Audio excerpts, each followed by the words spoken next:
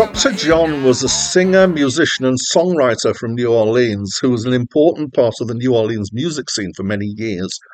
He started his career in music as a teenager and switched from guitar to piano after getting shot in the finger during a show.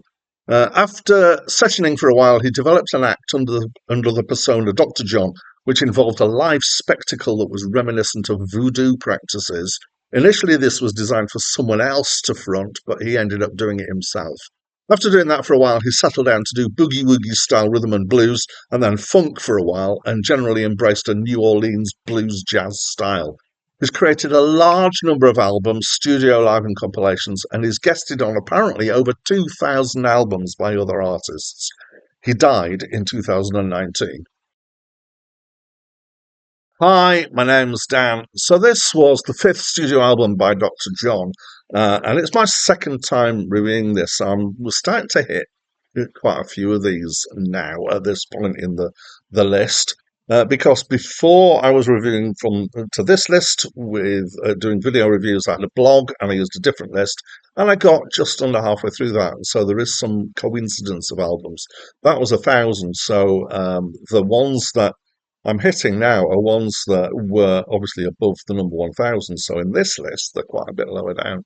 But I'm finding seems to be in a point in this list where I'm getting maybe maximal overlap between the two lists.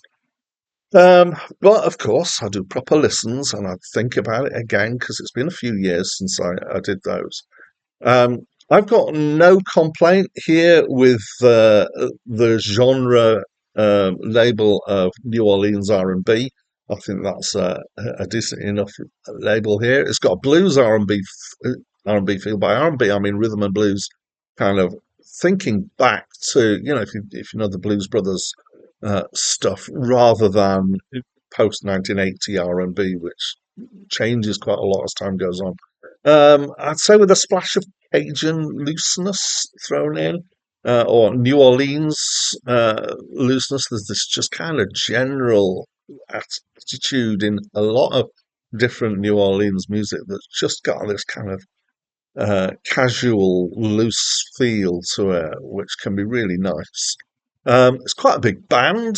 They've got normal stuff, kind of bass, drums, etc., and extra percussion at times. There's a brass section, and then occasionally there's piano and sometimes organ. There's backing singers. So we've got quite a full feel going on here. It feels like it's a show in some ways, actually. His vocals are gravelly and at times hard to work out, but in the style of the music, it works really well. He occasionally, I would say, is a bit on the Tom Waits side of stuff. That's not necessarily a bad thing, but Tom Waits takes it a lot further on some of his stuff. And the songs here are intentionally a flavour of New Orleans. So this was apparently his first album where he stepped out of this the voodoo persona and started to go a bit more traditional. So all but one of the tracks are not written by him. There are quite a few tracks here that I knew. Iko Iko, I'll come back to that. Steckerly, sometimes called Staggerly.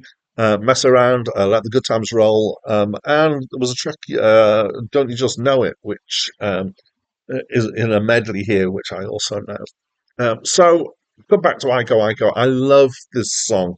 And I love the fact that there are loads of different covers of it, different versions.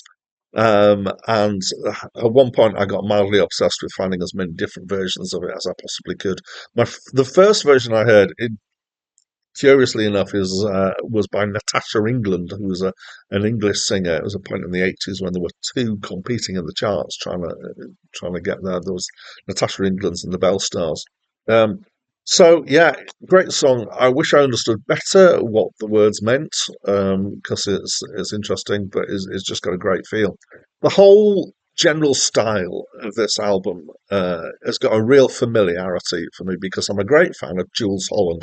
So he's an English pianist who does boogie-woogie piano and has a big band. He's just more recent than this. And there are a few bands, but Dr. John is one that definitely comes to mind that he's basing his style from. So some of the tracks that I mentioned are ones that he's done and which is how I know them. And it's got a very similar piano style, this kind of boogie-woogie rolling piano sound that it's got. So it's great. It's a great album. I really enjoy it. It's great feel, great music. It just hits the spot with me. Yeah, so that's what I think. As always, I'd love to know what you think yourselves. So please do let me know by leaving me a comment. And that's it from me for now. Staggering, shot Billy Lamb. He shot that boy so fast. The bullet went through Billy. It broke the bartender glass. Staggering.